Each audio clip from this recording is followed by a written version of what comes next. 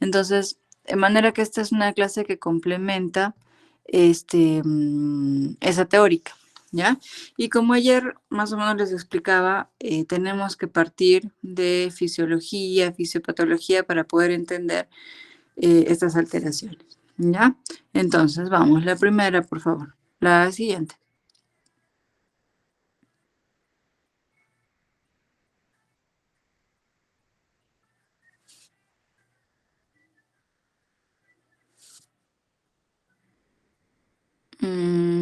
No pasó.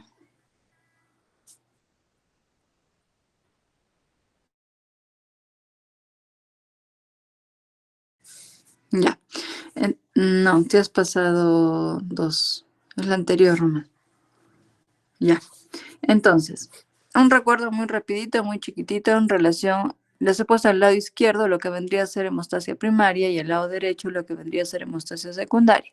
Entonces, haciendo la separación arbitraria, es verdad, entre hemostasia primaria, que en teoría terminaría con el tapón plaquetario, la siguiente fase conocida de la hemostasia es la hemostasia secundaria, que se va a encargar de finalmente del coágulo de fibrina. En buena cuenta, el nombre ideal sería la malla de fibrina, ¿ya? Entonces, como les muestra el dibujito del lado izquierdo, el tapón plaquetario sería la unión, pues, de las plaquetas, ¿no? Tratando de obturar el orificio, digamos, que se ha producido. Y el coágulo, el coágulo de, la malla de fibrina, como muestra ahí la figurita, pues literalmente es una malla, ¿no? Que está hecha de una proteína, que es la fibrina. Y entonces, ¿cómo ocurre esta magia? O sea, ¿cómo aparece esta malla? Lo tenemos en el lado derecho.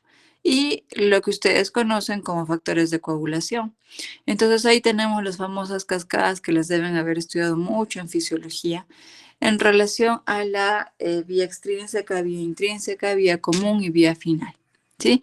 Hasta ahí creo que todos nos acordamos bastante bien que la vía intrínseca incluye los factores 12, 11, 9, 8, que la vía extrínseca incluye el factor 7 y el factor tisular, que la vía común consiste en la activación, una vez que se ha activado el factor 10, ¿no? La producción de trombina, y hacia abajo ya tenemos la vía final en la cual la trombina finalmente se eh, va a estimular, digamos, la formación de fibrina a través del fibrinógeno.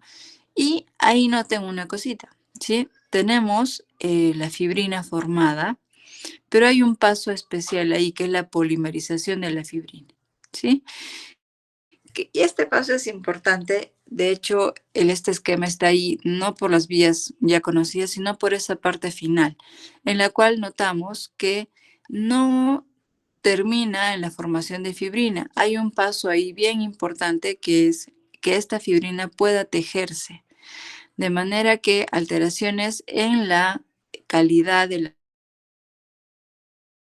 la fibrina o de fibrina podrían significar una falla al final de esta vía y por lo tanto sangrado del paciente. Entonces, en la siguiente diapositiva lo que vemos avanza por favor la siguiente.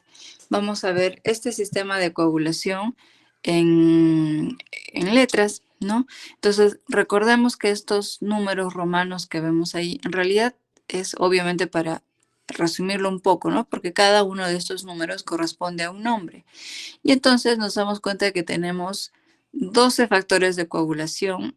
A pesar de que ahí dice 13, notarán que no existe el factor 6, porque simplemente no se le asignó un nombre, ¿no? Entonces son 12 factores de coagulación. Se los he puesto en diferentes colores para que noten que no son iguales, no todos son proteínas, no todos, o sea, son proteínas pero tienen diferentes formas. Y entonces en blanco les he puesto todas las que son proenzimas, ¿no? El fibrinógeno, el factor tisular, el calcio, que en buena cuenta no es pues una proteína, ¿no? Es un elemento. En la 11 tenemos el factor 11, pues, ¿no? Que es el que inicia la cascada de la vía intrínseca, el factor 12, que también está en esa vía, y el factor 13, que es el que tenemos ahí abajo, ¿no? Por la fibrina, ¿sí? Para que pueda hacerse la polimerización de la fibrina. Entonces, todas esas son proenzimas que necesitan activarse para lograr finalmente esta cascada. En azul les he puesto los que son dependientes de la vitamina K. ¿Qué quiere decir? Que si estos factores de coagulación no logran encontrarse, no logran activarse con la vitamina K, pues aunque estén, no se corta. Y finalmente les he puesto en naranja, ¿no? Aquellos que son cofactores, ¿sí? Que no vendrían a estar en la cascada propiamente dicha, pero obviamente sin estos cofactores la cascada no sigue. Por lo tanto, todos son importantes, ¿sí? Recordar que estos factores de coagulación se producen en el hígado y entonces muchos de estos trastornos a la hemostasia secundaria van a ver que están en relación a hepatopatías. La siguiente. En el siguiente esquema lo que les muestro es, les amplifico, ¿no? Esta vía final, que de alguna manera, no sé por qué queda relegada un poco, y entonces cuando los alumnos describen las vías de coagulación, llegan a trombina y ahí ya se relajan un poco, dicen, bueno, fibrinógeno, fibrina y ya, ¿sí? En realidad aquí hay cofactores, aquí entra el calcio, aquí depende de la cantidad de fibrinógeno, depende de la calidad de fibrina que se forme, ¿sí? Porque va a haber fibrina, de repente una buena cantidad de fibrina, pero no tiene la capacidad de hacer enlaces y entonces no se puede tejer como una malla. Y entonces, cuando nosotros estudiamos la hemostasia secundaria, yo tengo que preocuparme tanto de evaluar las vías intrínseca, extrínseca, la vía común, pero también esta vía final. Esta vía final, para que recuerden, se evalúa con el tiempo de trombina. De hecho, sería muy fácil deducirlo, ¿no? Porque esta vía final comienza con la trombina. Entonces, el tiempo de trombina lo que hace es medir el tiempo desde que se formó la trombina hasta la formación del coágulo de fibrina. ¿Ya? Entonces, cuando los hematólogos hablamos de perfil de hemostasia secundaria, nos estamos refiriendo al TP, al TPT y obviamente al TT, que es el tiempo de trombina. Y a su vez hacemos siempre dosaje de fibrinógeno. ¿Ya? Ese es el perfil de hemostasia secundaria básico, ya que obviamente todo médico general debería conocer. Siguiente, por favor. En el siguiente esquema les muestro que efectivamente va a depender mucho de la literatura que ustedes lean, pero es importante resolverles este problema, pues en la literatura actual, si ustedes van a estudiar de repente de algún artículo o algo, les van a hablar de lo que es el modelo celular de la coagulación. Y entonces es importante que sepan, ¿no? Este modelo celular de la coagulación propone de que no existiría tal división entre hemostasia secundaria, perdón, entre hemostasia primaria y hemostasia secundaria, que lo que nos hace entender es casi como estos juegos que hay, ¿no? O sea, termina un participante, toca la campana, empieza el segundo participante, termina, toca la campana. En realidad, no podríamos imaginarnos un proceso así en el organismo. Sin embargo, mantenemos esa división de hemostasia primaria y hemostasia secundaria pues, para el estudio del paciente, para podernos ordenar, para poder tratar de entender dónde está la falla para que mi paciente sangre. Este modelo separado de hemostasia primaria y hemostasia secundaria sirve mucho. Pero en realidad lo que se propone es que esto ocurriría realmente así, ¿no? Y si se dan cuenta, ¿quién está ahí como actor principal? Pues es la plaqueta, ¿sí? Entonces aquí toma un poco más de importancia esta célula, que en algún momento se le denomina como un resto celular. Se estarán dando cuenta que no es ningún resto celular, es una célula muy importante que tiene un contenido muy específico y que a través de ese contenido, a través de sus glicoproteínas de membrana, a través de su cambio en su forma, es que se va a dar una buena hemostasia. ¿sí? Tanto primaria como secundaria. Entonces, a eso se refiere, ¿no? En buena cuenta, tiene 3 fases, una inicial, una fase de amplificación, una fase de propagación, que se da alrededor de la plaqueta activada. Y si se fijan en la fase inicial, en buena cuenta son las vías, ¿no es cierto? Miren, el factor tisular y el 7, que es la vía extrínseca, y al otro lado está el 12, el 11, el 9, ¿sí? Entonces son las cascadas de coagulación. Quizás lo que hay que notar ahí es que en teoría la vía extrínseca sería la vía principal, pues esta vía va a estimular también la, el pase, ¿no?, del factor 9 hacia el factor 9 activado. Entonces ahí hay una flechita que, ¿no?, que cierra un poco el círculo, pero por lo demás la fase de amplificación y tal es la misma, pues, ¿no? ¿Ya? Entonces ahí tienen el esquema, por si en su fase de estudio, de revisión de bibliografía, encuentran esto, ¿no? Siguiente, por favor. En el siguiente esquema, otra vez, así como nos habíamos organizado para estudiar los trastornos de los eritrocitos, la hemostasia secundaria también necesita un orden, ¿sí? Siempre acostúmbrense a ordenarse un poquito el estudio. Entonces, esta clasificación es la que yo les propongo porque es muy fácil de deducir, ¿sí? Si yo tengo un paciente que está sangrando, asumo entonces que su hemostasia ha fallado, ¿sí?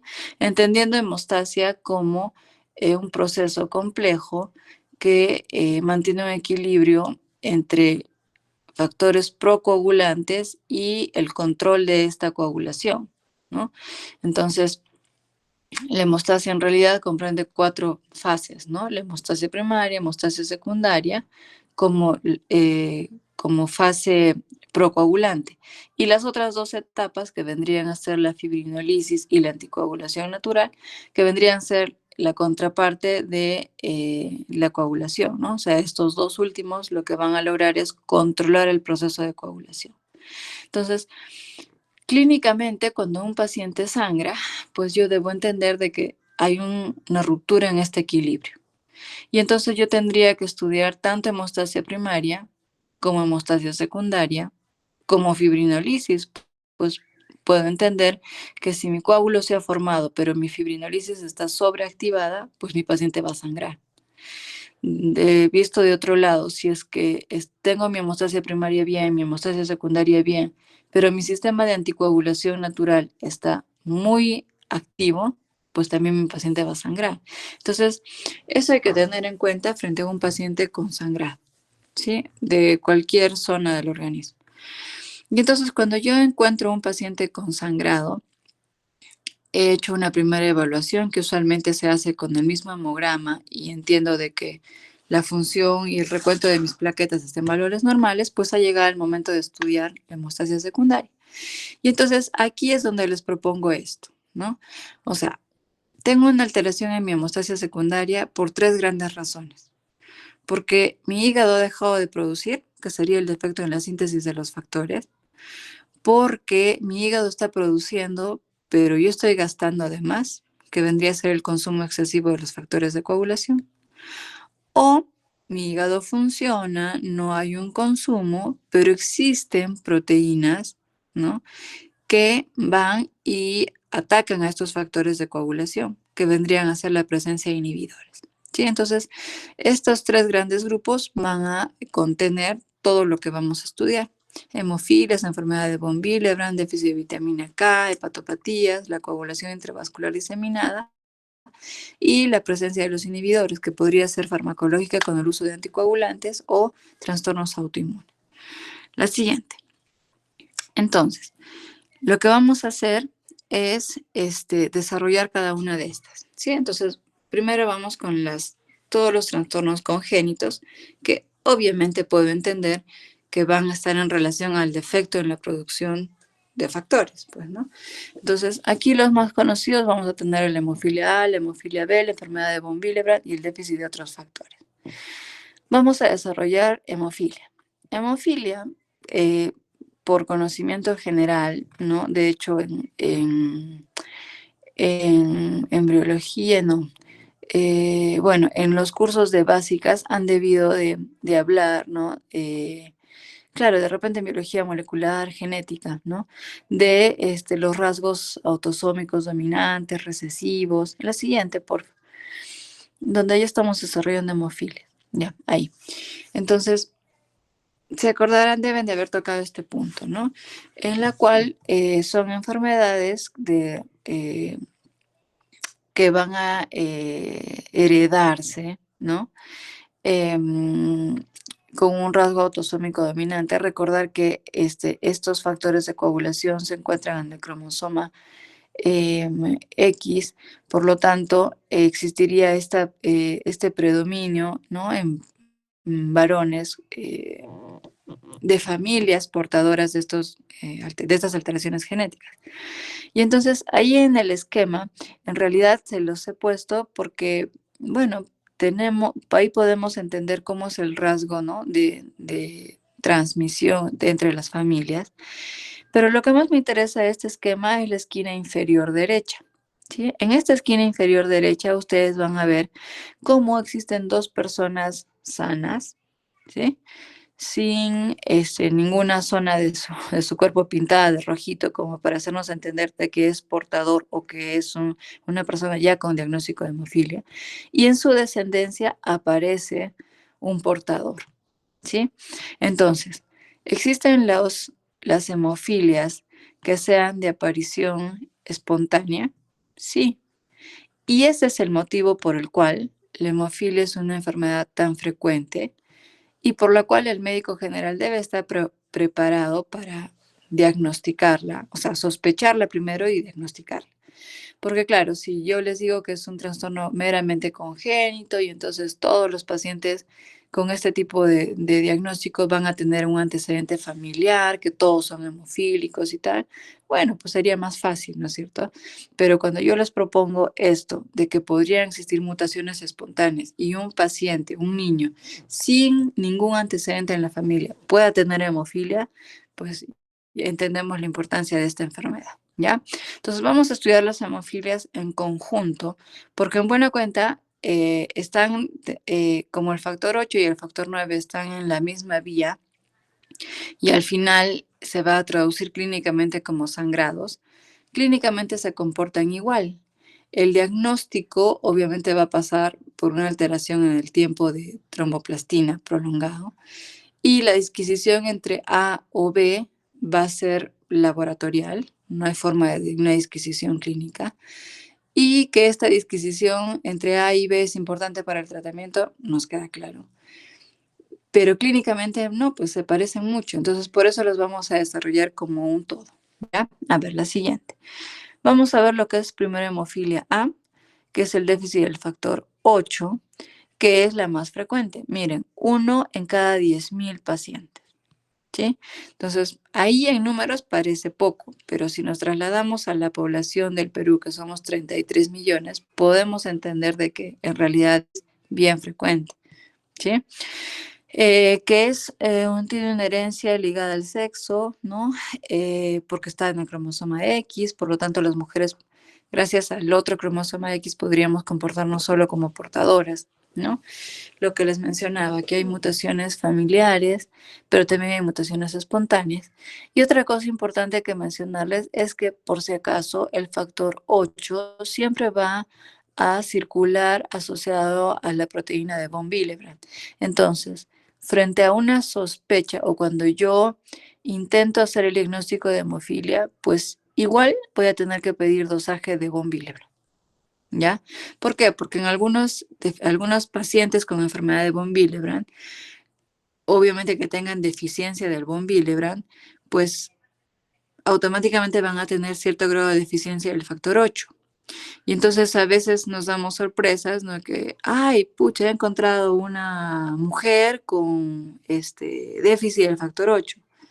Pero claro, si yo tengo en cuenta este detalle, en realidad puede estarse tratando de una mujer con enfermedad de von Willebrand y que como tiene déficit del von Willebrand, el factor 8 es lábil, no circula solo, siempre circula con von Willebrand. Entonces, si no tiene von Willebrand, el nivel de factor 8 también va a ser menor, ¿ya? Entonces, cuidado con ese punto, ¿no? Entonces, cuando yo decido estudiar hemofilias, pues automáticamente tengo que pedir dosaje de von Willebrand.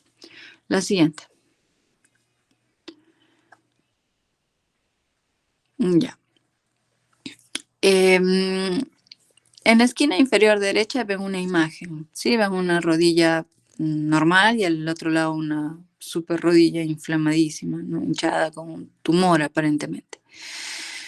Noten que está en blanco y negro, ¿no? Porque obviamente esto que ocurre en la actualidad es bien difícil. ¿Por qué? Porque nosotros a estas alturas el tratamiento está muy a la mano y el diagnóstico es muy sencillo y entonces un paciente no debería llegar hasta estos valores, niveles, ¿no? De daño articular. Entonces, ¿cuándo podría ocurrir esto? Ojo, para eso nos sirve la clasificación. Las hemofilias pueden ser leves, moderadas o severas. Usualmente aquellas severas son aquellas que van a tener manifestaciones en la primera infancia y entonces el diagnóstico queda un poco relegado a pediatría, ¿sí? Y entonces usualmente van a ser pacientes con algún antecedente familiar o con ya sangrados desde su nacimiento. Y entonces es un paciente que ya viene siendo estudiado desde neonatología, ¿sí? Y entonces, bueno, puede ser un diagnóstico más precoz. Sin embargo, noten que existen hemofilias leves y moderadas. ¿Y cuál es el problema de ellas? Que estas, las leves y moderadas, no van a sangrar espontáneamente. Van a sangrar solo durante cirugías o luego de traumas. Entonces, el hecho de que un paciente diga, señor, ¿usted alguna vez ha tenido algún sangrado? Y que el paciente diga, no, no excluye de que mi paciente pueda ser un hemofílico, que sea leve, que sea moderado, pero es un hemofílico y al fin y al cabo. Y entonces, si es que este paciente va a ser sometido a alguna cirugía, algún procedimiento, pues luego me puedo dar una ingrata sorpresa de que mi paciente que no tenía antecedentes de sangrado, de pronto, cuando lo operan, sangra. Y sangra terriblemente y puede tener consecuencias mortales y eso puede tener una consecuencia legal, sí. Entonces, cuidado, ¿ya? Primero, que es bien frecuente. Dos, que existe un grupo, que son los leves y moderados, que van a sangrar durante procedimientos y cirugías y que no van a tener antecedentes de sangrado espontáneo, ¿ya? Dos, los lugares de sangrado. Usualmente, ¿no? Lo más frecuente, como son sangrados espontáneos, ¿dónde se darán? Pues donde tengo mayor trauma espontáneo, que suelen ser articulaciones, porque deben de saber que cuando nosotros caminamos, corremos, saltamos, existen sangrados. Nuestro sistema de hemostasia está activo 24/7. Que no nos demos cuenta es porque gracias a Dios tenemos una hemostasia adecuada y entonces no ocurren sangrados. Pero estos pacientes que tienen alteración en su hemostasia, eh, las, eh, los sangrados espontáneos obviamente se van a dar en estos lugares que soportan cierta presión, que vienen a ser las articulaciones, ¿no? Sobre todo de pies, piernas, cadera, ¿ya? Pero eso no exime de que mi paciente pueda tener sangrado en otro sitio. Entonces, no vaya a ser que venga un niño de repente con un sangrado intracerebral y ustedes digan, ah, no, es que no es en articulación, entonces no es hemofilia, ¿ya? Esto que encuentran en los libros, obviamente hablan de frecuencias, pues, ¿no? Pero si yo me pongo a pensar si es un déficit de factor en un niño que no camina, obvio que no va a tener traumas, sangrados espontáneos en articulaciones, ¿no?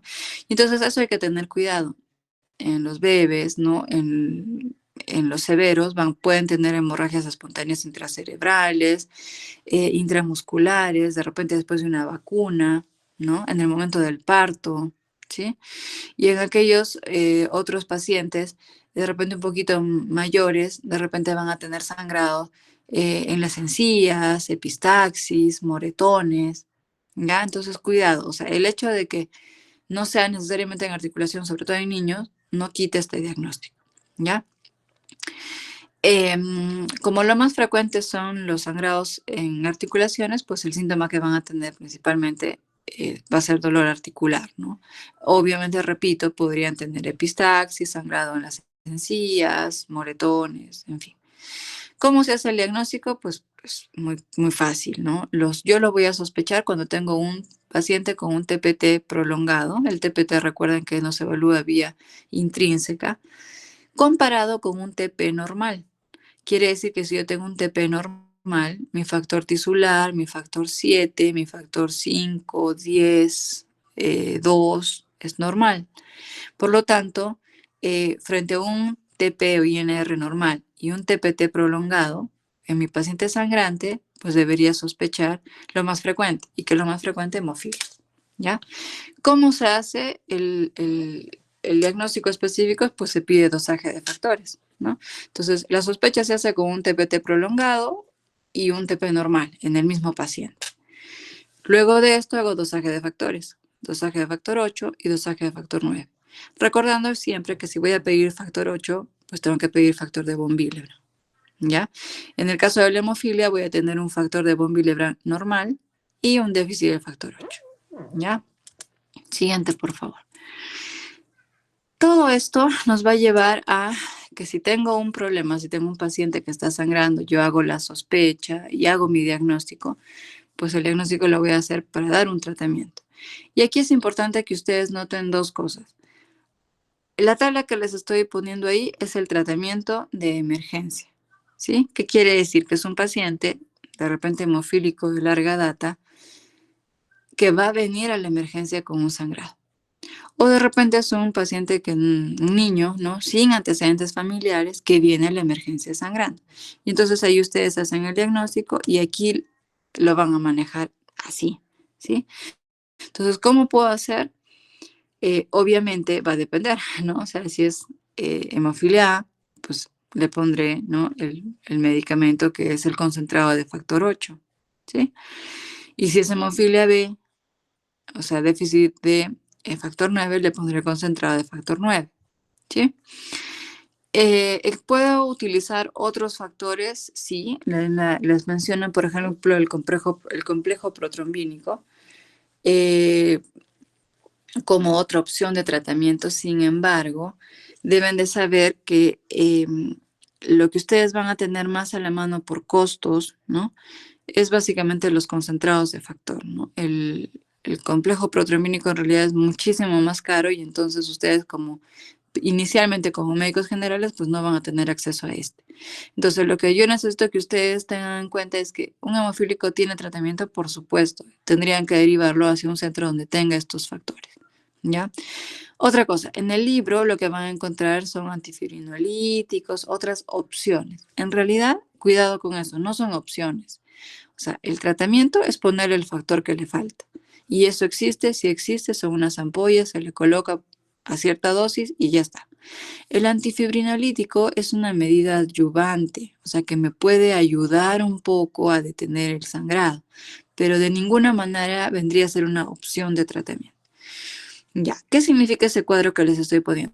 Si se dan cuenta, ahí me clasifica qué tipo de sangrado puede tener mi paciente. Desde lo más simple, ¿no? La artrosis, por ejemplo, ¿no? Hasta sangrados intracerebrales. Y al ladito tienen ustedes el factor de corrección, ¿no? O sea, ¿a qué nivel quiero llevar? Se supone que yo tengo un paciente hemofílico severo que tiene menos del 1%. Y entonces yo tengo que llevar este factor según la tablita, ¿no? Si es un hematoma muscular, si es una hemartrosis, podría elevarlo solo a 30, 50%. Pero si es un paciente con un sangrado que le compromete la vida, ¿sí? Tendría que elevar este factor al 100%. Entonces ahí existe una fórmula mágica muy sencilla. Para hemofilia A, se calcula, ¿no? El peso del paciente por el nivel deseado de factor. O sea, ahí ustedes eligen si quiero elevarlo al 30, al 50, al 60, al 80 o al 100%. Y en el caso de la hemofilia A, ¿no? Esta multiplicación del peso por el nivel deseado lo divido entre 2. Y en el caso de la hemofilia B, solamente es peso por el nivel deseado. Entonces, de difícil no tiene nada. La pregunta es, ¿por qué complicarnos así? ¿No? O sea, si no sería más fácil ponerles a todos 100%, ¿no? La respuesta está al final de la diapositiva. No se puede hacer eso porque cuando nosotros ponemos mayor dosis de la que sería suficiente para detener un sangrado en articulación, puedo generar la presencia de inhibidores. ¿Qué son? Como dice ahí, son anticuerpos, es inmunoglobulina G, que el organismo produce porque al fin y al cabo le estás poniendo una proteína externa.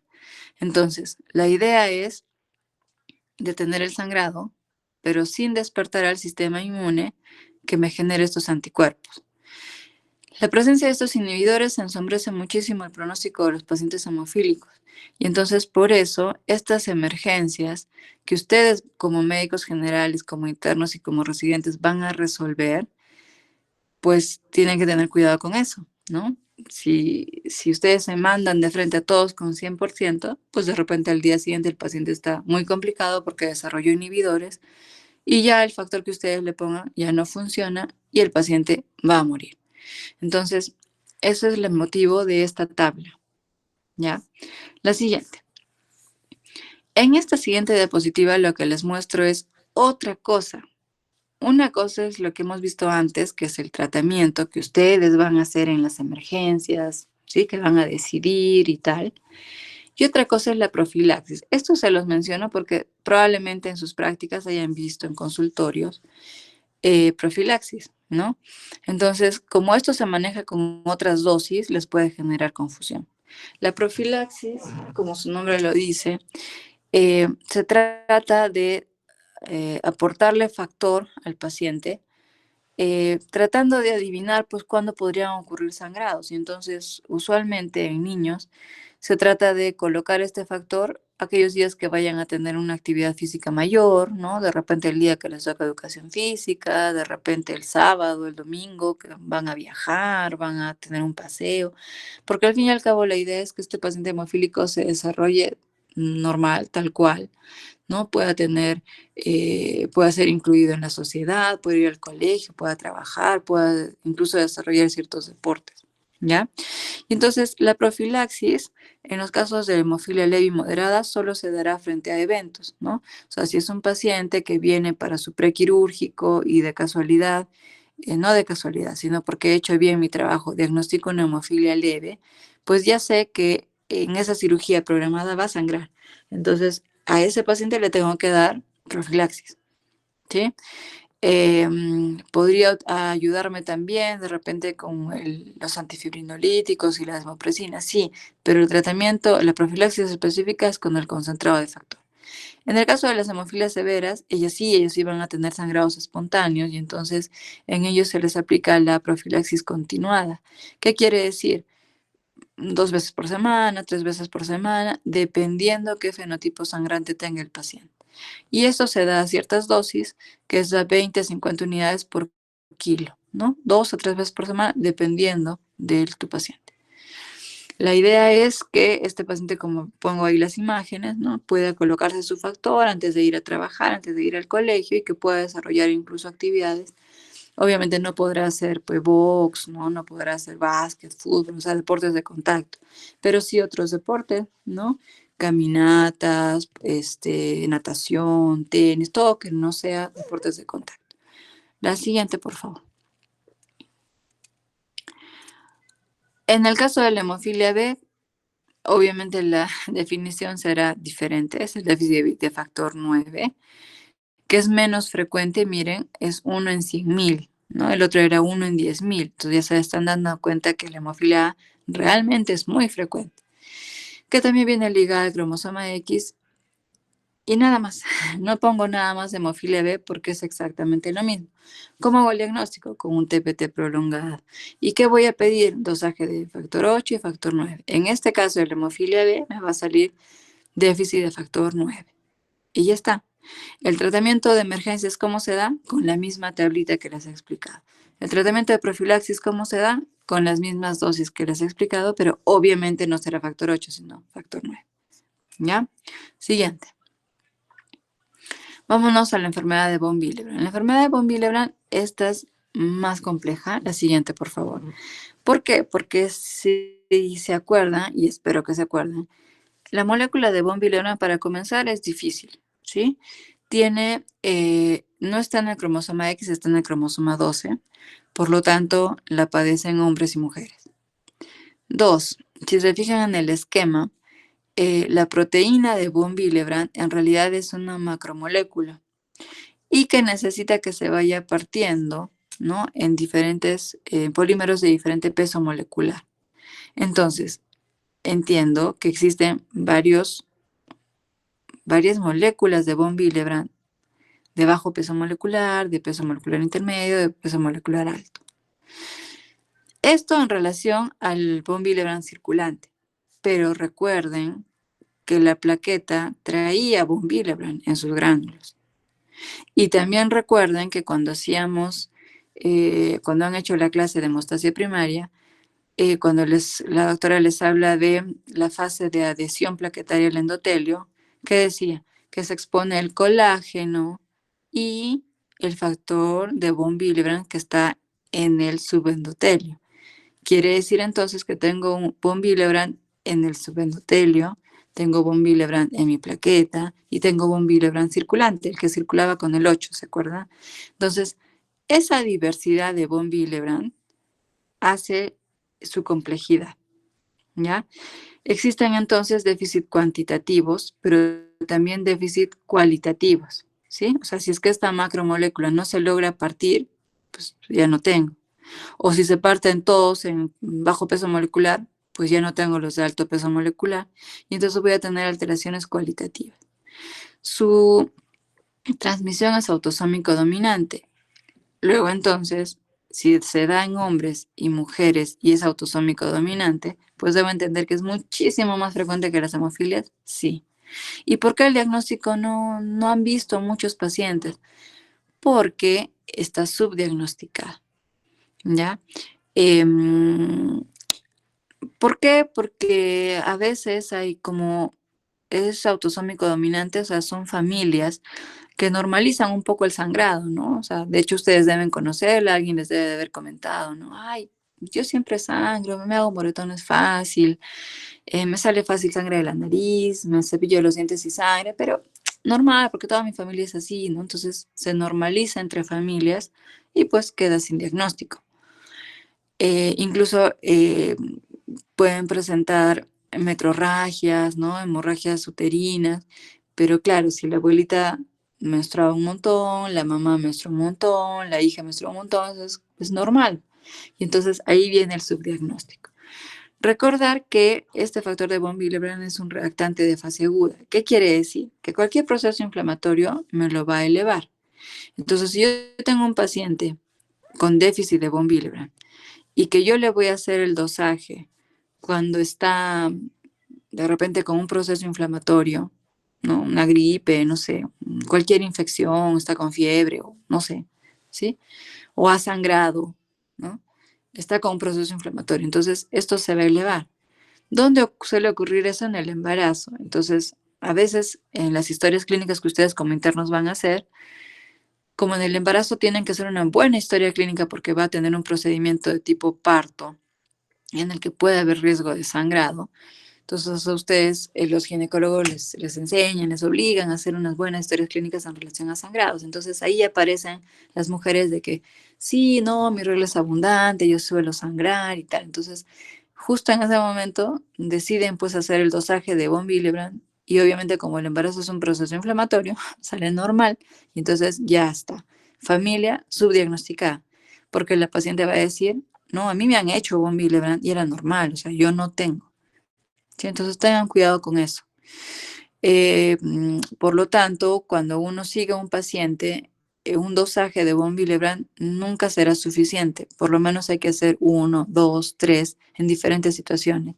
Si en cualquiera de ellos yo tengo un déficit, pues ahí está mi diagnóstico. ¿Ya? Siguiente, por favor.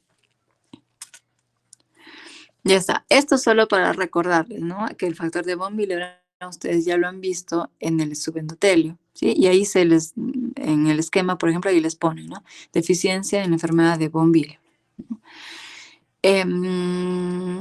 Sí, en realidad, si ustedes ven este esquema, pues miren, se los plantean junto con Bernard Soulier, con trombastenia de Glasman, entonces pareciera que la enfermedad de von Willebrand es un trastorno de la hemostasia primaria.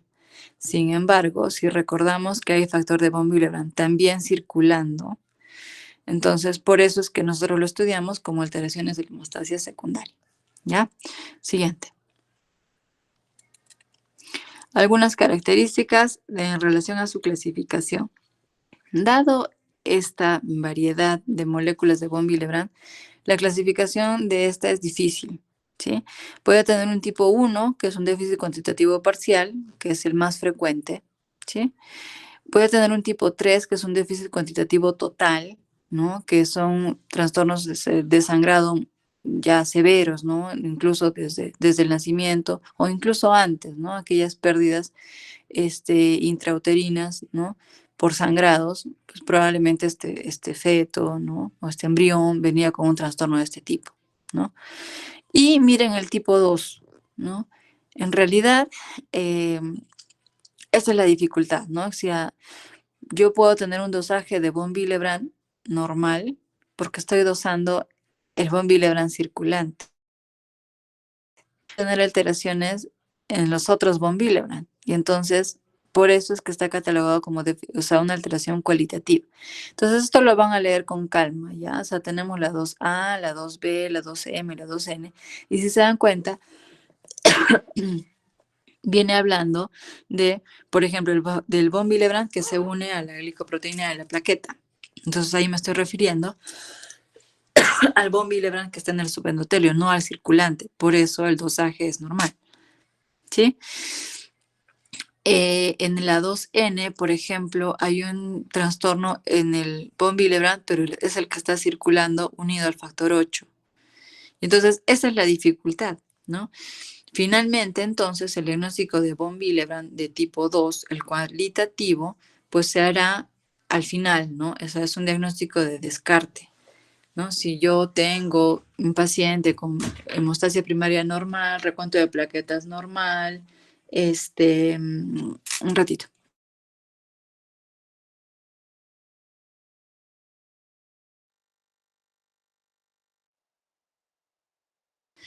Entonces, el diagnóstico del factor del déficit de la enfermedad de von Willebrand tipo 2 vendría a darse después de un estudio exhaustivo. Todo nos sale normal, normal, normal.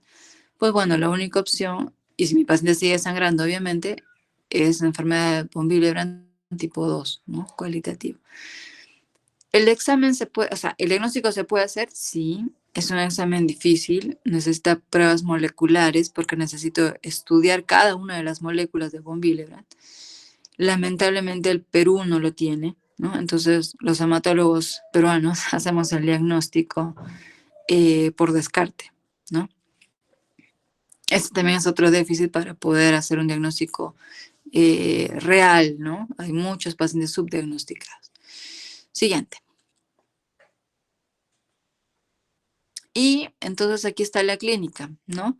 Son sangrados, pero un poco menos aparatosos que la hemofilia severa, ¿no? Debo entender que la hemofilia severa tengo un déficit de factor menos del 1%.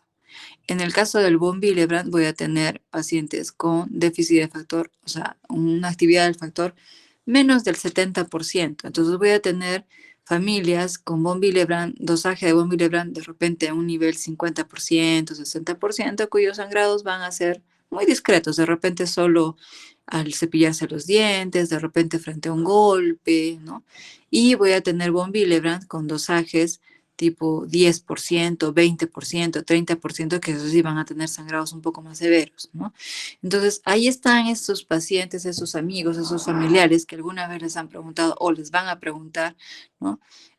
No sé, yo siempre sangro y entonces usualmente el médico general que desconozca este tema les va a hacer un hemograma, plaquetas normales y les va a decir, así eres. En realidad puede ser un von Willebrand, ¿no? Entonces, esa es la importancia del estudio de esta enfermedad, ustedes, ¿no? Como médicos generales. Suele ocurrir hemorragias postparto, por eso en ginecología ustedes van a estar más pendientes con eso, porque obviamente los ginecólogos que ven estas complicaciones están un poco más pendientes de este tema, ¿no? El tratamiento en específico en la enfermedad de von Willebrand severa sí también existe, ¿no? Concentrados de von Willebrand. Y entonces se colocan igual la dosis 10 a 20 unidades por kilo, una o dos veces, según el sangrado, ¿no? También les van a poner ahí opciones, ¿no? En realidad, pues no son opciones. O sea, no es que yo puedo manejar un von Willebrand severo. A uno le voy a dar antifibrinolítico, al otro le voy a dar desmopresina. No, el tratamiento específico es poner el concentrado de von Willebrand. Que dicho sea, estos concentrados vienen con factor 8, ¿no? Entonces son concentrados de factor 8 slash von Willebrand, ¿no? Por lo que ya habíamos conversado. Y estas otras opciones, digamos, entre comillas, que les ponen los libros, son tratamientos adyuvantes. Entonces, aquel paciente con enfermedad de von Willebrand que tiene sangrados discretos, pero molestosos, entonces de repente puedo manejar, puedo hacerle profilaxis, de repente con el transamin, ¿no? Con el antifibrinolítico, le puedo dar desmopresina. Desmopresina es ese DDAVP, eso que está ahí. Esa es la desmopresina. Entonces, a veces lo usamos como spray nasal, ¿no? En el caso que haya epistaxis. Pero frente a un sangrado importante, una hemorragia posparto, en un paciente con von Willebrand, ahí está el tratamiento que son los concentrados comerciales de factor 8 con von Willebrand. Ya está, siguiente. Déficit de otros factores, sí, porque claro, o sea, si yo les digo hemofilia A, déficit del 8, hemofilia B, déficit del 9, enfermedad de von Willebrand, déficit de von Willebrand. Entonces me podría quedar la sensación de que todos estamos protegidos y que nada, no existe ningún humano con déficit del 12, del 11, del 7, del 5. Eso es falso. ¿Pueden haber déficit de otros factores? Obvio. ¿Pueden ocurrir de manera espontánea? Obvio. Entonces, puedo tener un paciente con un sangrado y que al final yo haga el diagnóstico de un déficit de factor 5, un déficit de factor 7, por supuesto. Y entonces ahí entran a tallar ustedes como médicos generales, ¿sí? Incluso dentro de sus especialidades, dependiendo del sitio de sangrado, van a tener pacientes con sangrado. Entonces, esa es la importancia de que ustedes sepan, manejen estudio de hemostasia antes de que hagan las otras especialidades, ¿sí? Entonces entenderán por qué hacemos hematología ahora. ¿Alguna peculiaridad en específico? No, obviamente son casos más raros. ¿Puedo tener déficit de otro factor? Sí, toditos, cualquiera. Y entonces el diagnóstico se dará por una sospecha, ¿no? Un paciente que se queja de sangrado. Hago las pruebas iniciales de tiempos de coagulación y alguno de los tiempos de coagulación va a salir alterado. Y entonces, si me sale el TPT normal, pero el TP prolongado, pues puedo sospechar que es un déficit del 7. O si me sale el TPT normal, TP normal, pero el tiempo de trombina prolongado, puedo sospechar que es un déficit de fibrinógeno, ¿no? O una alteración del fibrinógeno, como las disfibrinogenia. Y entonces, ¿por qué estos no tienen nombre? Porque no son muy frecuentes, pero sí son reales. ¿Y estos cómo se manejan? Usualmente con transfusiones, o puedo también echar mano a los antifibrinolíticos, a las otras opciones, entre comillas, que les ponen en los otros déficits más frecuentes. Siguiente. Una vez de que he terminado todas estas que son adquiridas, vamos a hablar de de lo que he terminado con las congénitas, vamos a pasar a las adquiridas. Dentro de las adquiridas ya tenemos un mix, ¿no es cierto? Por déficit de vitamina K, ¿no? Que como recordamos hay ciertos factores que son dependientes de vitamina K y si me falta la vitamina K, pues la cascada para, ¿no? La cascada de coagulación para. Las hepatopatías, tanto congénitas como adquiridas, ¿no? Lo más frecuente son las adquiridas, que me van a generar, pues, obviamente déficit en su producción y uno de sus productos era los factores de coagulación. El CID como trastorno adquirido, que es un sobregasto, digamos, de estos factores de coagulación, que al final me van a tener un paciente sangrando, y la presencia de los inhibidores de la coagulación. Sí, ¿se parece a los inhibidores que hablábamos en hemofilia? Claro. ¿También pueden aparecer anticuerpos frente a otros factores de coagulación? Obvio. ¿Y cómo suele aparecer si es que en otros factores yo no le pongo ninguna proteína? Ya, enfermedades autoinmunes. Ya, entonces ahora las vamos a desarrollar. La siguiente, por favor. Nos vamos a ver lo que es déficit de vitamina K. recordar que la vitamina K en realidad se encuentra en muchos alimentos. Entonces, la posibilidad de que sea por nutrición, pues ya tendría que ser un paciente bien desnutrido, ¿sí? Que no coma vegetales ni nada, ¿no? Porque si no come vegetales, pues comerá carne, sus derivados, algo comerá, ¿no? Entonces, que sea nutricional es un poco raro. Existe, sí existe en medicina, existen desnutriciones pluricarenciales terribles, sí, ¿no? Es un poco raro. Va a ser un paciente obviamente demasiado, con un grado de desnutrición importante, ¿no? Otra opción es alteraciones de las bacterias de la flora intestinal y entonces esto ya se pone un poco más interesante porque es más frecuente. ¿Por qué? Porque vivimos en la era de la automedicación y entonces todos los pacientes se automedican, van a la farmacia y compran antibióticos y estos antibióticos en muchas ocasiones barran su flora intestinal y, oh, sorpresa, la flora intestinal era la que nos ayudaba a mantener una buena cantidad de vitamina K. Y entonces ahí puedo tener problemas. ¿Cuáles son las causas? ¿No? Tenemos uso de anticoagulantes. Ustedes que están haciendo fármaco recordarán o van a aprender que existen medicamentos que son antagonistas de la vitamina K, que lo que hacen es secuestrar esta vitamina K y entonces, por consiguiente, la cascada de coagulación para. Y entonces mi paciente sangra. Dieta inadecuada, ya les explicaba el por qué, el uso de antibióticos, ya les explicaba el por qué, la prematuridad, ¿por qué? Porque es un hígado inmaduro, ¿no? O sea, no solo el bebé es pequeño, sino que los órganos internos de ese bebé son pequeños y son inmaduros, entonces no están en la capacidad todavía de fabricar ciertos factores de coagulación. Y en el caso de pacientes con alteración en la absorción, lógico, o sea, puede que coma, pero que no absorba nada. ¿Cuál es la clínica? Obviamente hemorragia, pero aunque se los he puesto ahí con signos de interrogación, recuerden que su sistema de anticoagulación natural, ¿no?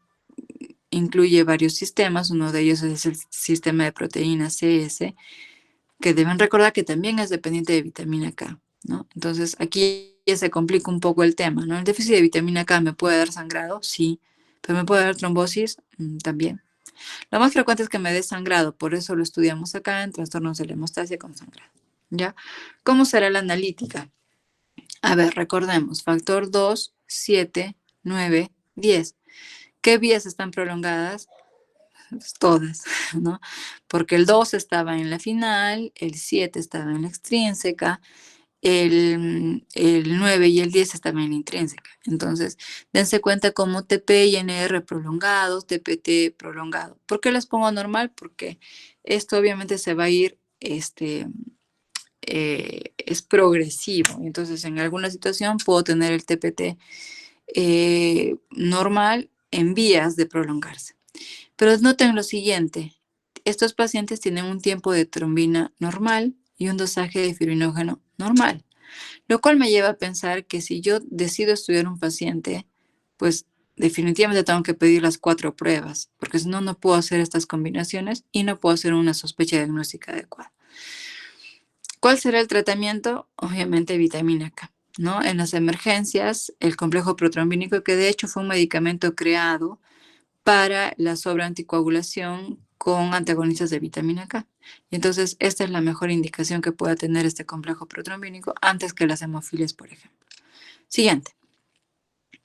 En el caso de las hepatopatías, siguiente, ahí en el esquema, claro, o sea, si yo solo deduzco, voy a deducir el primer mecanismo, ¿no? Claro, un paciente con cirrosis deja de producir y entonces sangra, ¿sí? Pero dense cuenta que es solo el primer mecanismo, por déficit de factores, sí. ¿Cuáles serían los otros mecanismos por el cual el paciente hepatópata es bien complejo en realidad? ¿Por qué? Porque si yo tengo una enfermedad hepática, anatómicamente voy a tener sobrecarga de volumen en vaso. Eso me va a generar un hiperesplenismo, posteriormente una esplenomegalia. Y si recordamos, el vaso vendría a ser por su sistema de sinusoides como una esponja. Entonces, si es que mi vaso crece, voy a tener secuestro de volumen y de células ahí. Y entonces voy a tener trombocitopenias, por ejemplo.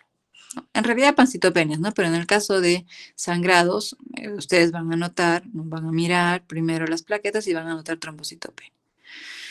Seguida asociada. ¿Por qué? Porque si tengo un paciente hepatópata, con una cirrosis, ¿no? Que su hígado se está muriendo en buena cuenta, voy a tener necrosis de hepatocitos. Esto me va a generar liberación de factor tisular, eso me va a generar un CID asociado crónico y voy a tener un paciente con sangrados y o trombosis. Entonces, el paciente hepatópata con un INR prolongado por un déficit de factor, ¿me puede hacer trombosis? Sí. O sea, no es que está protegido frente a las trombosis, no. Entonces, el paciente hepatópata es complejo porque aún teniendo un INR de 2, por ejemplo, me puede hacer una trombosis y yo tendría que anticoagular, ¿no? Entonces, ahí cuidado con los pacientes hepatópatas, ¿no? O sea, es un paciente bien complejo en relación a hemostasia. Y podría haber hiperfibrinólisis asociada, lógico, ¿no? Por si yo tengo una coagulación activada, ¿no? Por la necrosis de los hepatocitos, pues obviamente mi fibrinólisis se va a activar y entonces puedo tener una hiperfibrinólisis asociada. La siguiente, por favor. Entonces, en el contexto de un paciente hepatópata, ¿cómo yo puedo hacer el diagnóstico? Bueno, definitivamente voy a tener todo prolongado, ¿sí? Ahí les pongo 1, 2, 3 porque así lo menciona el libro y entonces quiero explicarles el por qué, ¿no? Supuestamente, se supone que es una cirrosis, o sea, es un paciente crónico y evolutivo. Entonces, cuando me empiezan a faltar los factores de coagulación, obviamente la vía más chiquitita, la que tiene solo un factor de coagulación, es la primera que se va a afectar, ¿sí? Y ese es el TP. Y entonces el INR es el primerito que se va a prolongar, ¿no? Obviamente en el camino se van a terminar prolongando todos porque al fin y al cabo me van a faltar todos, ¿no? Entonces esta disquisición en que primero el INR, luego el TPT, en realidad es un poco más teórica que real. ¿Cuál será el tratamiento? Pues ponerle factores, ¿no? ¿Y dónde tengo factores? En el plasma fresco congelado, ¿ya? Los puedo asociar también a vitamina K y en ciertas emergencias podría utilizar el complejo protrombínico, que como ya les había dicho es un concentrado que tiene factores 2, 7, 9, 10. Entonces puentea todo y me puede ayudar a controlar un sangrado. Siguiente. El CID, que es una patología en la cual hay una activación excesiva de la coagulación. De hecho, su nombre lo dice, ¿ya? O sea, es coagulación intravascular diseminada. Y entonces aquí podría haber el primer nudo en su cabecita. ¿Cómo? Si estamos estudiando pacientes que sangran y este paciente tiene activada la coagulación, ¿por qué sangra? La respuesta es muy fácil, ¿no? Porque voy a tener un estado procoagulante 24/7. Entonces voy a producir coágulos y entonces voy a tener un gasto de plaquetas, voy a tener un gasto de factores de coagulación, en el cual si se produce de manera aguda, ¿sí? Porque deben de saber que el CID es agudo y crónico. Miren el segundo puntito hacia abajo de la diapositiva. Si yo tengo un consumo rápido de estos factores de coagulación, pues mi paciente va a sangrar y eso se conoce como CID agudo. Sin embargo, si yo tengo un paciente con una exposición a factor tisular de manera crónica, yo le doy tiempo a mi médula ósea que fabrique más plaquetas, le doy tiempo al hígado que fabrique más factores de coagulación y entonces la clínica del CID crónico será trombosis. Entonces, cuidado, o sea, CID es un tema un poquito complejo que necesita revisarse teniendo las cosas muy claritas. Entonces, la verdad es que la fisiopatología es un estado procoagulante, pero si este estado procoagulante ocurre de manera súbita, mi paciente va a sangrar. Eso se conoce como CID agudo, ¿ya? Esto pues se va a producir por los microcoágulos en los capilares, que me va a generar consumo de plaquetas, consumo de factores de coagulación, hemólisis microangiopática, ¿no? Ahí está lo que les decía ayer, ¿no? Esquistocitos. ¿Qué eran los esquistocitos? Ah, eran los glóbulos rojos rotos. ¿Y por qué se rompen? Porque aparecen mallas de fibrina, aparecen microcoágulos en los capilares y entonces las células al intentar pasar se rompen. Y entonces, ¿qué voy a ver en el frotis? Glóbulos rojos rotos. Y entonces, el esquistocito puede aparecer en trastornos congénitos, sí. Puede aparecer en anemias hemolíticas, también. Puede aparecer en CID, también. Entonces empezamos a usar lo que hablábamos ayer o anteayer, ayer creo que estos términos técnicos no hacen el diagnóstico, sino es la forma técnica de que el biólogo te va a decir lo que encuentra y finalmente el médico es el que hace el diagnóstico, ¿no? El correlato clínico. Esta presencia de coágulos me va a activar la fibrinolisis, ¿no? Que va a apoyar el sangrado de mi paciente, ¿ya? Siguiente. Entonces, aquí tienen en esquema, ¿no? Lo que estaba escrito antes ahora está en esquema. Tengo una activación de la coagulación, ¿sí? Por lo tanto, hay va a haber desgaste, ¿no? Trombocitopenia, disminución de los factores de la coagulación. Este CID a su vez me va a producir depósitos de fibrina, o sea, los coagulitos que me van a generar obstrucción vascular. Esto me va a generar que se despierte mi fibrinolisis, ¿sí? Y eso me va a generar un mayor nivel de sangrado en mi paciente. Entonces, con este esquema, pasémonos al diagnóstico. La siguiente, por favor. En la cual yo voy a tener ciertos criterios para dar mi diagnóstico. Es un paciente con sangrado, con ciertas características clínicas que me puedan explicar presencia de factor tisular en sangre, y que va a tener con trombocitopenia, con una prolongación de todos los tiempos de coagulación, con un descenso de fibrinógeno, con una disminución de la antitrombina. Recuerden que este es una parte del sistema de anticoagulación natural. Voy a tener un incremento de los productos de degradación de fibrina, porque veníamos repitiendo hace rato que hay una activación de la fibrinolisis. Y entonces, aquí hay una cosa escondida importante. Si mi paciente viene sangrando, ¿yo cómo podría hacer el diagnóstico de esto? Pues se supone que sé pedir todo esto. Porque si viene mi paciente sangrando y solamente voy a pedir hemograma, yo voy a encontrar una trombocitopenia y inocentemente voy a decir PTI. Entonces, ¿cuál es la enseñanza de esta diapositiva? Que frente a un paciente sangrante, yo tengo que pedirle todo. Hemostasia primaria con el hemograma. Y todo lo que es hemostasia secundaria, que incluye TPT, TP, TT, fibrinógeno. Y toda fibrinolisis que vendría a ser con el dímero D. ¿Ya? Entonces, ojo, cuidado. A veces las patologías nos hacen sospechar, ¿no? Como les hemos enseñado PTI como trastorno de hemostasia primaria, entonces ustedes pueden deducir que si mi paciente viene sangrando y tiene plaquetas bajas, entonces es un PTI, no puede ser un CID. No, cuidado. O sea, el sangrado es sangrado al fin y al cabo. Entonces, todo paciente que sangre de la mucosa, gastrointestinal, ginecológico, cerebral, al fin y al cabo es sangrado y amerita el estudio completo, que es ¿sí? Entonces, en los otros casos, algunas cosas estarán bien, ¿no? En el caso del CID, todo está descalabrado, ¿ya? Siguiente. La etiología, o sea, ¿qué situaciones me pueden generar presencia de factor tisular circulando? Pues varias, ¿no? Y para que se acuerden toda su vida, les voy a mencionar su internado médico, ¿ya? Infecciones, o sea, medicina interna.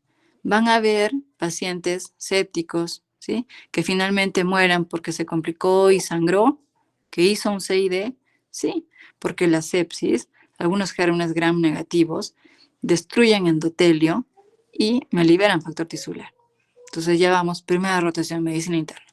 En obstetricia, sí, en preeclampsia y eclampsia, esta hipertensión me va a generar ruptura de vasitos pequeños en la placenta y entonces exponen factor tisular.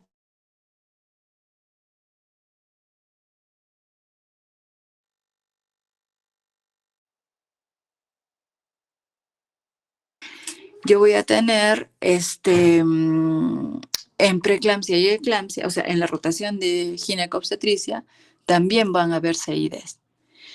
3.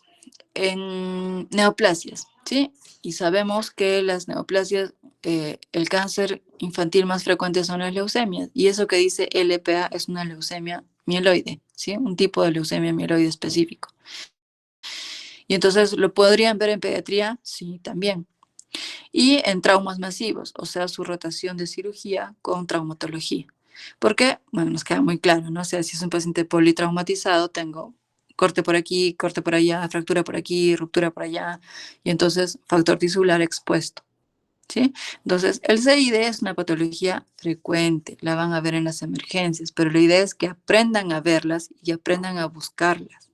Y entonces, en todos estos pacientes críticos deberíamos acostumbrarnos a enseñarles a ustedes y que ustedes practiquen el hecho de, en emergencia, si voy a pedir un hemograma, pues siempre pidan sus tiempos de coagulación, ¿ya? El tratamiento obviamente va a variar, ¿no? Si es un CID agudo en el que mi paciente sangra, pues tengo que ponerle todo lo que le falte. Plaquetas, factores de coagulación. Plaquetas en el concentrado plaquetario, factores de coagulación en el plasma, eso lo vamos a ver en el seminario. Y en el CID crónica, que mi paciente va a venir con clínica de trombosis, pues terapia antitrombótica, ¿no? Heparina y todas sus formas, ¿no? Siguiente. Finalmente, los inhibidores de la coagulación, siguiente, que es la aparición de anticuerpos frente a cualquier factor de coagulación, ¿sí? ¿Existen fármacos anticoagulantes que utilizan este mecanismo? Sí, ahora los van a revisar, ahora prontito en fármaco los van a revisar. Sin embargo, eso, bueno, va a ser un trastorno adquirido, ¿no? O sea, provocado, ¿no? Porque nosotros estamos dando ese medicamento. Sin embargo, ¿podrían aparecer solitos estos anticuerpos? Sí. Y como son anticuerpos, podrán entender de que se van a producir sobre todo en enfermedades autoinmunes. Y entonces, ¿estos anticuerpos podrían ir generados contra un factor en específico? Sí. Y ahí hay que tener cuidado porque ahí aparece el término, por ejemplo, de hemofilia adquirida. O sea, un paciente con una enfermedad autoinmune me puede generar anticuerpos frente a factor 8. Sí. O sea, ¿le puede dar hemofilia a los 50, 60 años? Sí. Y entonces ese es el término que se da como hemofilia adquirida, ya que dista mucho de hemofilia con mutación espontánea, lo que ya hemos hablado, ¿sí? Entonces, cuidado. Ahora, así este anticuerpo se puede pegar a cualquier otro, claro, al 12, al 11, al 7. Lo más frecuente en realidad es que se pegue a varios factores de coagulación. Y entonces existe una prueba que se llama anticoagulante lúpico, que en realidad lo que busca son anticuerpos, ¿no? Pegados contra factores de coagulación. Lo que pasa es que tomó este nombre porque eran pacientes que venían con sangrado y de pronto, bueno, se les estudiaba todo y todo era normal, solo faltaba estudiar anticuerpos. Y entonces se buscaban estos anticuerpos y se encontraban, pues, anticuerpos IgG dirigidos contra estas proteínas.